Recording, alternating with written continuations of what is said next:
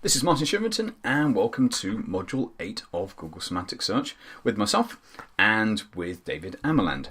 And in this one we're going to be exploring the idea that maybe the front page of Google Search has changed dramatically and we need to think about things differently. Over to David. I think it's funny to consider that we're talking about search and there is no first page of Google. For a long time, anything which had to do with search was a leaderboard of 10 places, and we needed to get to that very first position on the first page of Google in order to feel that we're succeeding in search. It was a false positive in many ways, because it didn't really give us anything more, except sometimes traffic which was not targeted, and therefore the conversions were low. Or sometimes even worse, an ego stroke, because we felt good about achieving that for specific keywords, which did not really help our website, it did not help its reputation, they didn't help its reach. Things have become a lot more real with semantic search. Because everything gets filtered through context and personalization, which are the unique signals, personal signals that every searcher now actually gives off. The first page of Google has become also personal and contextualized, which means that it is different almost for everybody. So when you don't have a first page of Google anymore to actually chase, you begin to think differently. You begin to market your website differently. You begin to market your web services differently. And that makes a world of difference, because we begin to transition into a world where quality really matters. And that is exactly what semantic search really is all about. This is what will help you to win. You want to become an authority in your subject. You want to have a lot of people who will visit your website and actually want to do business with you. You really have to give them a reason to do that. Just having a website, just perhaps having pop-ups which come up in somebody's face the moment they land there, or have landing pages and traditional sales funnel, these don't work anymore. We are people, we need to feel that the websites we visit are also run by people who have a personality and objectives and are very good at communicating those to us. And the moment we have that kind of connection, then we're prepared to begin to assess whether we want to do business with somebody or not. In the absence of these signals, just a website is no longer good enough, which means driving traffic to that website is also really no longer good enough. So start thinking differently about how you work on that front.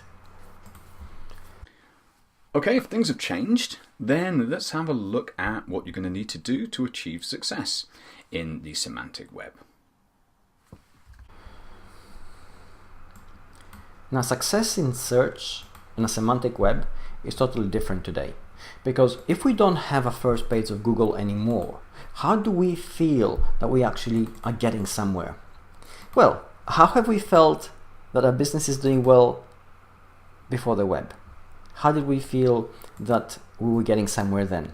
Well, we felt that through sales. We felt that through the feedback we got from customers. Essentially, we felt that through conversions, which is a much more real metric to actually consider than a first page in Google listing on Google search. So essentially, you should be looking at the conversions on your website rather than the traffic itself. Traffic may well drop in semantic search and semantic web because your website now is getting a lot more targeted visitors, or rather visitors who are more highly motivated to actually do business with you in the first place. So the conversions which you get is the first real indicator that you're doing something right, and you should continue doing it. And if you're not getting conversions at this stage, this is where you should start thinking, well, what do I need to do in order to satisfy the online visitors coming to my website? Attention online is something that we know is very important. So what can people do to gain more attention and capture other people's attention? Without a doubt, we live in an attention economy. There is so much information and so many distractions online that the entire struggle of doing business, potentially with anyone, lies in your ability to capture their attention.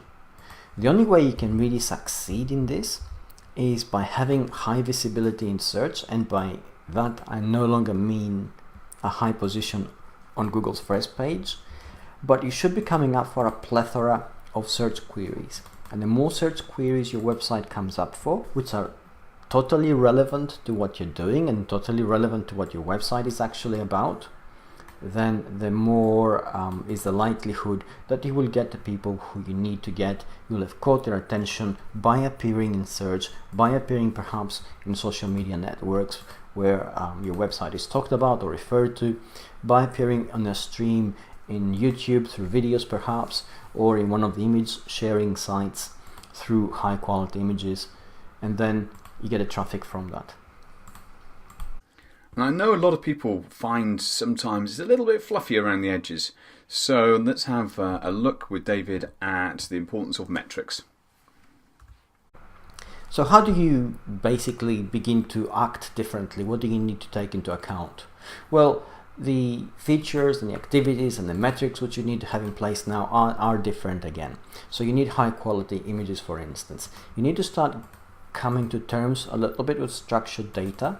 Structured data, it has to be said, does require some programming skill. Google has in place a tool which can help your website, specific pages on your website, employ structured data without you knowing any kind of programming. But again, it's all labor intensive. If you are not very good at programming, or if you don't know any kind of haven't got any coding skills, well, perhaps then employing structured data is not something which you can do with a confidence that you will do it correctly. And at this stage, it shouldn't be very high on your horizon, because there are so many people in that boat that Google is actually trying to take it away from you, take the burden away, and employ structured data in its index from unstructured data, which is what most websites actually have in place. You'll need, of course, to be good with your content description. Social sharing of your website and its content is really important. And the moment you use social sharing in social media networks, you definitely need to create and generate engagement. It has to be real, which means the quality of your website and its content is crucial in this regard. This will lead to higher click-through rates in search if your website is high quality, which then amplifies the signal that Google actually uses in its rankings, so the new website will appear in more relevant searches by more people.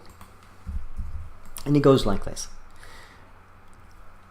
All of this, of course, comes back to the question of quality.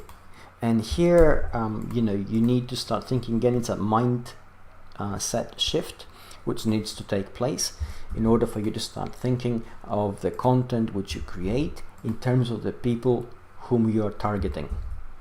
Sounds easy. I know it isn't. I know it's really difficult. It doesn't actually need anything more than pen and paper and a little bit of thinking, a little bit of hard thinking to implement, but it's critical. And the moment you succeed in that regard, then everything else in terms of implementation begins to become a lot easier. So in this last section, let's have a look at the new rules of search engine optimization, SEO. The new rules of SEO now are different, because mobile search in itself has begun to fragment, and you need to think differently in terms of how you're going to reach your audience. You need to think, for instance, the mobile search, which drives an increasing number of visitors to websites, is only going to scale a lot more. At the moment, it sort of stands at about 50%, and it's going to escalate. You know that you need to think in terms of search queries instead of keywords. You need to think visually, not just in text. So your images actually need to work in a semantic web. They need to have real meaning and add real value, and actually lift your content in an extra dimension or two. And that also helps increase the quality and the impact of what you create.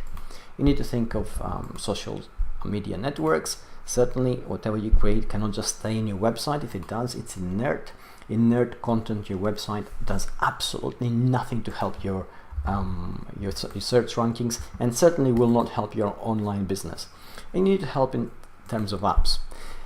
You also need to think about influencers, and I know I'm going to regret saying this, but you need to know who the influencers in your business are, and you need to be able to target them. And I use the word target here a little bit with a certain caution. This is not a sort of blueprint to go after people who have a lot of followers and high visibility in social networks and demand that they're going to share your content. And I have seen this time and again, and it's wrong. You need to create the kind of high value content that resonates with influencers and allows them to think and feel that they can comfortably share your content because they have high confidence in your ability to deliver value to their social network. And if you start thinking like this in terms of content creation, then yes, you can target influencers and begin to sort of build your own authority through their approval so that you actually begin to become an authority in your own right. So that was Module 8 of Google Semantic Search with David Ameland. And the next one, as we started moving towards this already, is going to be about influence. See you then.